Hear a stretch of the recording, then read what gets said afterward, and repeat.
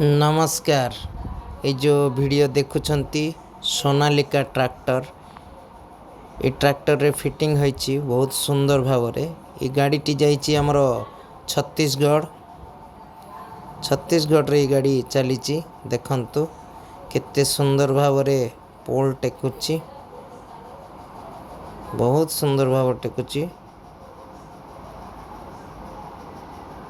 ये होची छत्तीसगढ़ रे काम चलीची देखंतु बहुत सुंदर भाव टेकुची।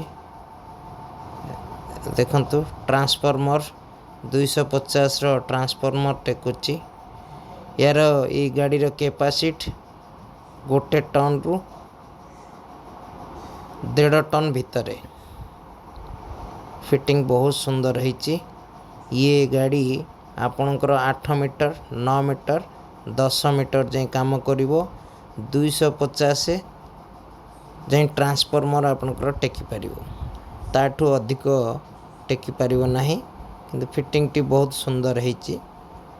गाड़ी लाइट वेट सेथि पई ये अधिक ओजन टेकी पारिवो नाही। जो वीडियो टी आपण देखुचंती बरहमपुर उत्कल मशीन रु ये गाड़ी टी जाइछि। छत्तीसगढ़ रे चलीछि काम। छत्तीसगढ़ रो जने कस्टमर आमर नहीं एठू फिटिंग करिकरी 3 दिन मध्य रे आसिला। 3 दिन लगिला नेबा पई।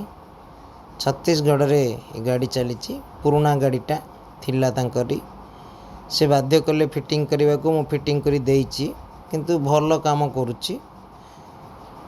250 जाए ट्रांसफार्मर टेकी पारिवो, ताठू अधिक टेकिले गाड़ी टेकी देबो। पोल 8 मीटर रु नेकरी 10 मीटर जाए पोल आपण लोडिंग अनलोडिंग शिफ्टिंग सब करि परिबे। 10-11 मीटर जाए करि परिबे।